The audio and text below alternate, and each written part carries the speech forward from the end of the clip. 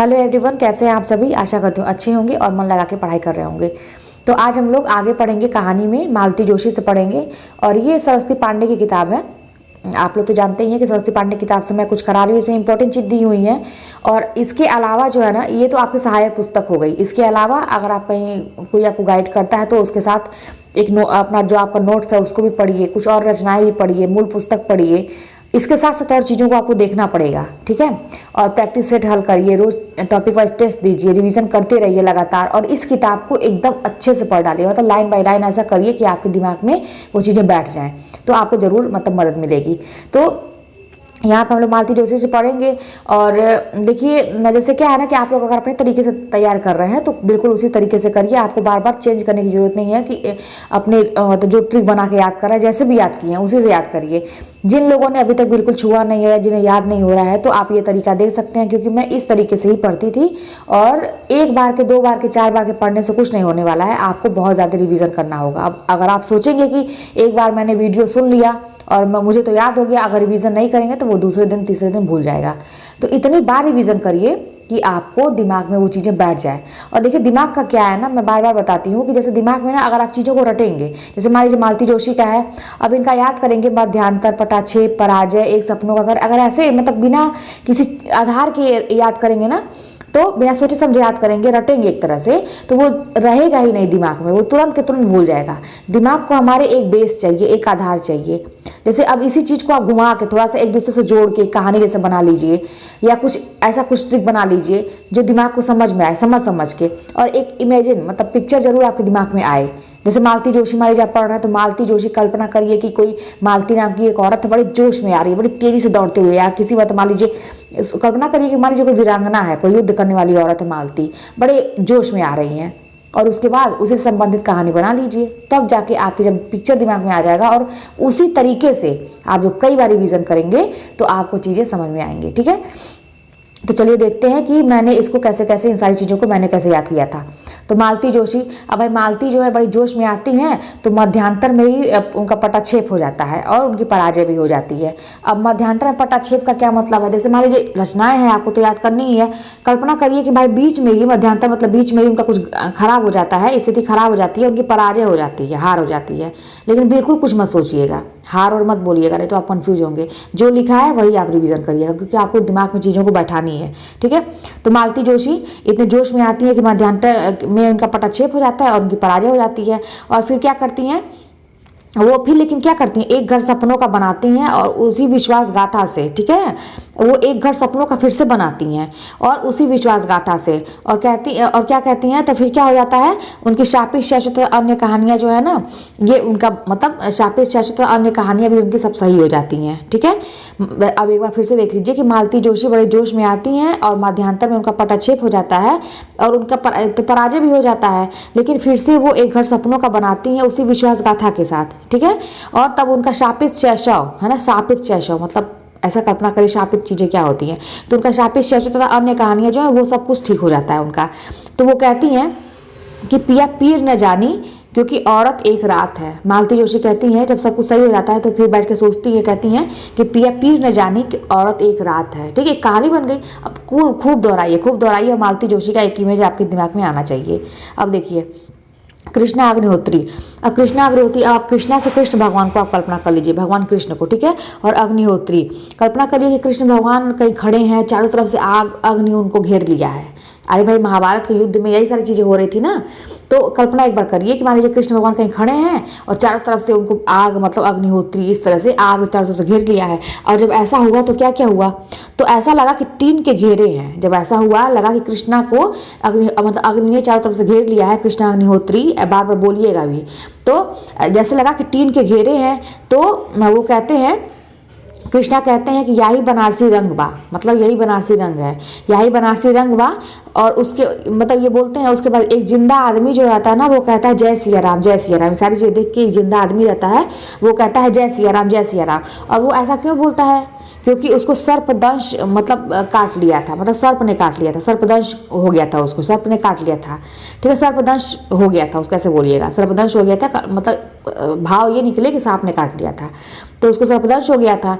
फिर उसके बाद सभी लोग अपने अपने कुरुक्षेत्र में चले जाते हैं। जब सारी चीज़ें भाई जो जिसको सांप ने काटा था, सर्पदंश था, अगर वो आदमी जिंदा हो गया तो सभी लोग अपने अपने कुरुक्षेत्र में चले जाते हैं। तो फिर जहाँ वहाँ जाके सब लोग कहते हैं कि यह क्या जगह है दोस्तों, वहाँ पर जाके सब लोग क्या कहते हैं, यह क्या जगह है दोस्तों। तो एक समझिए कि कृष्ण भगवान का महाभारत वाला सीन या ऐसा कुछ मतलब एक क्रिएट हो गया। आपके टीवी में देखे ही हुए हैं तो कल्पना करेंगे आपको याद हो जाएगा। आगे देखिए चंद्रकांता। अब चंद्रकांता को भी मैं कल्पना करती थी, एक सीरियल आपको भी याद होगा, जब हम लोग छोटे छोटे थे तो चंद्रकांता एक सीरियल आता था, तो उसमें भी यही था ना कि मतलब एक राजकुमारी रहती है, ये सब प्रेम हम दिखाता है उसमें। तो इसको भी मैं ऐसे कल्पना कर लेती थी पिक्चर, लेकिन उसका चेहरा मुझे चंद्रकांता का आज भी याद है जो बनती थी वो, तो मैं उसी को सोचती थी। तो चंद्रकांता सलाखों के पीछे है, ठीक है, क्योंकि वो गलत लोगों के बीच फंस गई है, ठीक है। फिर वहीं पे पोस्टूल की वापसी होती है। कल्पना करिए पोस्टूल कोई रहा होगा, मतलब उसका क्या उस समय खबरी उबरी लोग चलते थे ना, यार यार थे उसमें। तो पोस्टूल की वापसी होती है और दहलीज पर न्यास भी हो जाता है, न्याय मतलब दहलीज पर न्यास भी हो जाता है, लेकिन बोलेंगे न्यास, ठीक है। और फिर वो कहता है ओ सोन किसरी कोठे पर कागा आया है ना। ओ सोन किसरी चंद्रकांता को वो आदमी कहता है, कौन, पोस्टूल कहता है कि ओ सोन किसरी कोठे पर कागा आया है, और वो कह रहा है कि सूरज उगने तक काली बर्फ गिरेगी, मतलब सूरज उगने तक काली बर्फ गिरेगी। तो वो तो चंद्रकांता कहती है कि बदलते हालात में सब कुछ सही हो जाएगा क्योंकि अब्बू ने कहा था। तो चंद्रकांता उसका जवाब क्या देती है कि बदलते हालात में सब कुछ सही हो जाएगा क्योंकि अब्बू ने कहा था। अब आगे देखिए कुसुम चतुर्वेदी। अब कुसुम का मतलब ये फूल होता है, तो यहाँ पे देखिए पहले तो यही आपको याद हो जाएगा, कुसुम का फूल और आंगन में उगी पौध, मतलब आंगन में समझिए कल्पना करिए कि उगी पौध है, उस पर कुसुम है लगा है, पुष्प लगा है, ठीक। तो एक तो ऐसे याद हो गया, लेकिन हम आगे पीछे नहीं याद करेंगे क्योंकि यहाँ पे सन का भी देखिए दिया हुआ है। तो इस किताब में यही थोड़ी सी अच्छाई है कि सन जो है ना सीक्वेंस वाइज दिया हुआ है, मतलब आपको ज़्यादा इधर उधर नहीं, बहुत कम आपको मिलेगा इधर उधर, मतलब सब कुछ मतलब इसमें एक बढ़ते हुए क्रम में दिया हुआ है। तो पहले कौन सा आ रहा है, जैसे तीसरी यात्रा आ रही है, फिर आंगन में उगी पौध, ठीक है। अब देखिए सन 97 में या 2000 में है। कभी कभी क्रम लगाने के लिए आता है, तो अगर आप इसी तरह से याद करेंगे तो क्रम आप सही से लगा सकते हैं। तो यहाँ पे देखिए कि कुसुम चतुर्वेदी जो है वो तीसरी यात्रा करती हैं क्योंकि उनके आंगन में उगी पौध है, ठीक है ना। वो तीसरी यात्रा करने लगती हैं क्योंकि उनके आंगन में उगी पौधा है, ठीक है। इस तरह से बोलिए वही, बिल्कुल आप इधर उधर मत करिएगा। मैत्रेयी पुष्पा। अब मैत्रेयी पुष्पा जो है ना, पुष्पा नाम की एक औरत सबसे मैत्री करती रहती है ना। कल्पना करिए कि पुष्पा नाम की एक औरत है, सबसे मैत्री करती रहती है, और उसका चिन्हार क्या है, मतलब चिन्ह क्या है उसका चिन्हार ये है कि वो कहती है कि लालमनिया को देखो जैसे लगता है कि गोमा हंसती है ना। जो पुष्पा है वो सबसे मैत्री करती रहती है, और उसका चिन्हार ये है कि वो कहती है कि लालमनिया को देखो जैसे लगता है कि गोमा हंसती है, ठीक। आगे देखिए नमिता सिंह। अब नमिता सिंह जो है, नमिता नाम की कोई लड़की है, ठीक। अब कल्पना कर लीजिए वो खुले आकाश के नीचे है, नमिता सिंह खुले आकाश के नीचे बैठी हैं, वहीं पर राजा का चौक है, ठीक है। और वो क्या करती हैं, नील बड़ी मतलब सोचती हैं, काल्पनिक रहती हैं वो भी, ठीक है, नमिता सिंह। तो वो खुले आकाश के नीचे बैठी हैं, वहीं पर राजा का चौक है। तो वो देखे तो वो क्या है, नील गाय की आंखें उनको दिखाई देती है, कहाँ पे, जंगल गाथा में, मतलब जंगल गाथा बोलिए लेकिन कल्पना करिए जंगल में, ठीक है। उनको नील गाय की आंखें दिखाई देती हैं, किसको, नमिता सिंह को, कहाँ पे, जंगल गाथा में। और वहीं पे देखती है कि एक निकम्मा लड़का भी घूम रहा रहता है ना, वहीं पे एक निकम्मा लड़का भी घूमता रहता है। आगे देखिए उषा किरण खान। तो उषा किरण, भाई उषा की जब किरण आती है सुबह सुबह, जब सूर्य निकलता है, उषा वाली लाल लाल किरणें है ना, तो वो जब उषा की किरण जब आती है, उषा किरण खान, तो उषा की जब किरणें आती हैं तो विवश विक्रमादित्य जो था ना, उसके अंदर भी एक नई ऊर्जा आ जाती है। विवश विक्रमादित्य समझिए राजा था, वो विवश हो गया था किसी वजह से, कहीं भाग गया था जंगल वंगल में, मतलब उसको सब मारने के लिए दौड़ा रहे थे, विवश हो गया था वो। तो जब उषा की किरण जब आती है तो विवश विक्रमादित्य के अंदर भी एक ऊर्जा आ जाती है, और उसे दूब धान, तो वो क्या करने लगता है, वो दूब धान खाने लगता है वहीं पे जंगल में। और क्या मिलेगा, दूब धान खाने लगता है, गीली पाक है ना, गीली पाक समझिए कोई ये भी खाने वाली चीज़ है, गीली पाक फाँकने लगता है। और उसके बाद वो कासवन में, उसी कासवन में उसको जलधार भी दिखाई देने लगती है ना, तो पानी भी पी लेता है वहीं पे। तो ये क्या क्यों होता है, कब होता है, विवश विक्रमादित्य को, जब उषा की किरणें आती हैं। आगे देखिए गीतांजलि श्री। तो गीतांजलि श्री की अनुगूंज क्या है, गीतांजलि श्री की अनुगूंज क्या है कि वो वैराग्य धारण कर लिए है ना। गीतांजलि श्री की अनुगूंज ये है कि वो वैराग्य धारण कर लिए हैं, ठीक। कुछ चीज़ें जो छोटी छोटी हैं कभी कभी नहीं कुछ समझ में आता तो एक दूसरे से जोड़ दिया करिए, तब भी आपको याद हो जाएगा।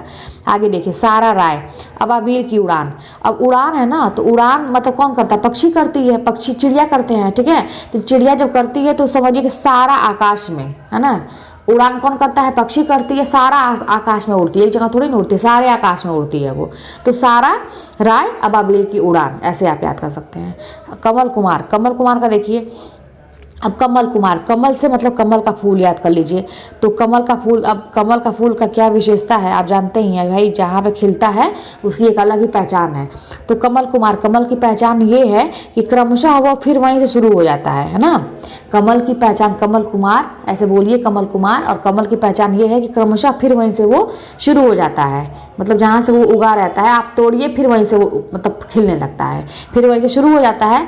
और ये ऐसा फूल है, अब देखिए वैलेंटाइन डे पे भी सबको क्या कर देता है, घर बेघर कर देता है, मतलब सबको वैलेंटाइन डे पे घर बेघर सब लोग हो जाते हैं इसके वजह से।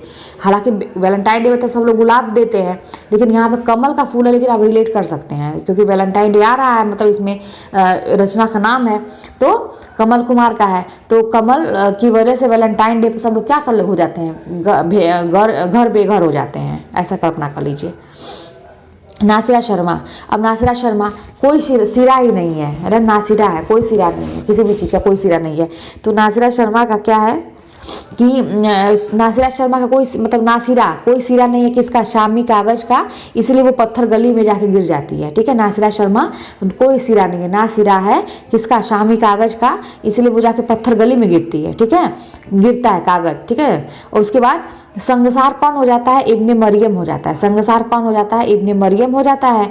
और सबीना के जो 40 चोर हैं वो खुदा की वापसी करने लगते हैं, ठीक है। सबीना के 40 चोर खुदा की वापसी करने लगते हैं क्योंकि इंसानी नस्ल जो है ना दूसरा ताजमहल बनाने लगते हैं, है ना, क्योंकि इंसानी नस्ल जो है वो दूसरा ताजमहल बनाते हैं। आगे देखिए, रीता शुक्ल,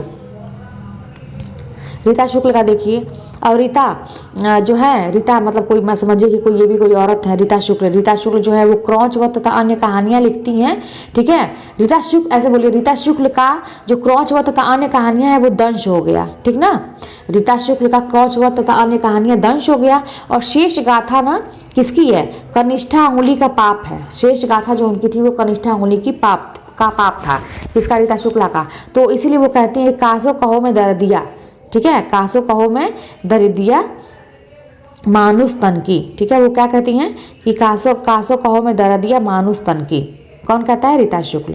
अब देखिए अलका सारावगी, अब अलका सारावगी कहानी की तलाश में दूसरी कहानी लिखने लगती हैं। अब अलका से ना, अलका जैसे मैं तो भाई कुछ भी याद कर लेती थी, किसी को भी कल्पना कर लेती थी, तो अलका से, अलका एक याग्निक हैं आप जानते हैं जो सिंगर हैं ना, उनको मैं कल्पना कर रही थी, भाई वो गाना ना गाती हैं। तो मैं ये सोचती थी कि अलका सारावगी तो अभी तक गाना गाती थी अलका, लेकिन अब कहानी भी लिखने लगी। तो अलका सारावगी कहानी की तलाश में दूसरी कहानी लिखने लगी, मतलब लेकिन चेहरा मैं उन्हीं का याद कर लेती थी तो याद हो जाता था। अब देखिए मधु कांकरिया, अब मधु कांकरिया से कंकड़, कांकरिया कंकड़ है ना, ऐसा समझिएगा, मधु कांकरिया। अब कंकड़ कहाँ मिलता है, मरुस्थल में मिलता है। आपको पता होगा कि मरुस्थल में रेत होते हैं, कंकड़ उंकड़ होते हैं, ऐसा कल्पना कर लीजिए। तो मधु कांकरिया तुरंत मरुस्थल याद कर लीजिए, कंकरिया मतलब कंकड़ यानी कि मरुस्थल, ठीक। अब देखिए यहाँ पे, अब यहाँ पे समझिए कि मधु कांकरिया जो है ना अंतहीन मरुस्थल में जाती हैं और बीतते हुए जब मरुस्थल खत्म होने लगता है, बीतने लगता है, एकदम अंत में पहुँच जाती है। मरुस्थल आपको देखे होंगे कि एकदम रेत का एकदम रहता है, कुछ दिखाई नहीं, बस रेत ही रेत रहता है, ऊँट चलते हैं वहाँ पे, कुछ मतलब एकदम आसमान दिखाई देता है, जैसे समुद्र का होता है ना वैसे रेत का दिखाई देता है मरुस्थल जो होता है। तो वैसे ही स्थिति है। तो मधु कांकरिया जो है अंतहीन मरुस्थल में जाती हैं, जो बीतते हुए जब मरुस्थल खत्म होने लगता है तब वहाँ पे और अंत में यीशु उनको मिल जाते हैं, भगवान, और अंत में उनको तब यीशु के दर्शन मिलते हैं। आगे देखिए उर्मिला शिरीष, अब उर्मिला शिरीष, अब यहाँ भी मैं उर्मिला को कल्पना कर लेती थी, जो फिल्म इंडस्ट्री में उर्मिला हैं, उर्मिला मातोंडकर करके, उनको मैं कल्पना करती थी। मतलब ऐसा क्योंकि उर्मिला के नाम से और कुछ, और क्योंकि यहाँ पर ना रंगमंच आ रहा है, देखिए रंगमंच आ रहा है ना, तो रंगमंच से उनका रिलेट हो जाता था, तो इसलिए मैं उनको कल्पना करती थी। अब उर्मिला शिरीष, अब समझिए कि वही उर्मिला मातोंडकर, ठीक है, वही उर्मिला, मतलब ये काल्पनिक बातें हैं सारी चीज़ें। तो वही उर्मिला जो कहती हैं कि वे कौन थे, वो कहती है उर्मिला शिरीष, उर्मिला कहती है कि वे कौन थे जो मुआवजा दे गए केचुली को। जिसका सहमा हुआ कल था। मतलब कोई केचुली, मतलब एक आदमी कोई, मतलब केचुली कोई रहा होगा। केचुली का क्या मतलब है? केचुआ है ना। केचुली मतलब डरा हुआ, सहमा हुआ। केचुली नहीं कहते, केचुआ हो क्या, सब लोग नहीं बोलते हैं। तो ये कल्पना करिए कि मतलब कोई है बहुत केचुली टाइप का, और उसको कोई मुआवजा दे के चला गया। तो उर्मिला शीरीष कहती हैं कि वे कौन थे जो मुआवजा दे के चले गए केचुली को, जिसका सहमा हुआ कल था। और शहर में अकेली लड़की को रंगमंच पर निर्वासन करना पड़ता है। अपनी बात कर रही हैं वो, कि शहर में अकेली लड़की को रंगमंच पर निर्वासन करना पड़ता है। भाई ये जो लोग हैं, कितने ये लोग स्ट्रगल करते हैं, शहर में अकेले जाके रहती हैं, इतना सारा रंगमंच पे काम करते हैं लोग। तो इस तरह से रिलेट हो जाता है, चीज़ें आपको याद हो जाएंगी। जया जादवानी, अब जया जादवानी को, भाई जया जी से सोच लीजिए आप। तो जया जी एक बार बहुत गुस्से में हैं। वो कह रही हैं कि मुझे ये बार बार अंदर के पानियों में कोई सपना कांपता है, उससे पूछो जाके। मतलब किसी से लड़ाई कर रही हैं जया जादवानी, और कहती हैं कि मुझे ये बार बार अंदर के पानियों में कोई सपना कांपता है, उससे पूछो। अब देखिए लवलीन, अब लवलीन जो है ना, लव आ रहा है ना, बहुत लवलीन जो है ना, बहुत सबको लव करती हैं, ठीक है, बहुत लव करती हैं, बहुत प्रेम ही प्रेम फैलाती हैं, लव, ठीक है। और जब कोई लव करने लगता है तो क्या हो जाता है कि बहुत लंबी चौड़ी बात करेगा ही। तो यहाँ पे बड़ी लंबी चौड़ी बात है, देखिए कितना लंबा चौड़ा है, ठीक ना। तो लवलीन जो है बहुत लव करती हैं। तो कह रही हैं कि सलित सागर कमीशन आया बनाम समाज सेवा जारी है, ठीक है। वो इतना मतलब वो बोलने लगती हैं कि कहती हैं कि सलित सागर कमीशन आया बनाम समाज सेवा जारी है। और ये सारी चीज़ें कब हो रही हैं? चक्रवात में भी हो रही हैं, ठीक है। सलित सागर कमीशन आया बनाम समाज सेवा जारी है, चक्रवात में भी, ठीक, लवलीन कहती हैं। ये सब काल्पनिक बातें हैं, ठीक है। अब देखिए मुक्ता, अब मुक्ता जो है कोई एक लड़की है, समझिए, नाचने वाली। आप कल्पना कर सकते हैं, क्योंकि यहाँ पे घुंघरू आ रहा है, घुंघरू है ना, हमको रिलेट करना है, तो हम तुरंत ऐसा कुछ पकड़ लेंगे जिससे हमको तुरंत याद आ जाए। तो मुक्ता कोई एक ऐसा नाचने वाली लड़की है, कल्पना करिए, है ना। कल्पना काल्पनिक बातें हैं बिल्कुल भी। यहाँ पे ये जो मुक्ता है इनसे कोई संबंध नहीं है, यहाँ पे बस काल्पनिक बातें हो रही है, हमको याद करने से मतलब है। तो मुक्ता जो है, समझिए कि मान लीजिए कोई लड़की है और वो डांस मतलब करती है। तो मुक्ता जो है पलाश बन के घुंघरू पहन के आधा कोस चलती है, इस घर उस घर, ठीक। मतलब घुंघरू कोई पहनता है तो नहीं, देखिए हम लोग भी नया पायल पहन लें या कुछ पहन लें तो हम लोग ज़्यादा, मतलब बच्चे भी हैं ज़्यादा चलते हैं, क्योंकि बचता है वो। तो वही कल्पना करिए कि मुक्ता जो है पलाश बन के घुंघरू पहन के आधा कोस चलती हैं, इस घर उस घर, ठीक है। तो इस तरह से हो गया। अब हम लोग को ये महिला कहानीकार जितने हैं इतना याद हो गया। आप कोई भी, जैसे कोई भी आपके जान पहचान का कोई मिल जाए, या कोई भी जैसे आपको मतलब आपके रिलेटिव में हो, या जिसको आप कोई चर्चित हस्ती हो, उससे आप जोड़ के चीज़ों को याद करने से मतलब है। सब काल्पनिक है, सब बातें काल्पनिक हैं, बस आपको याद करने से मतलब है, ठीक है ना। चलिए फिर मिलते हैं नेक्स्ट वीडियो में।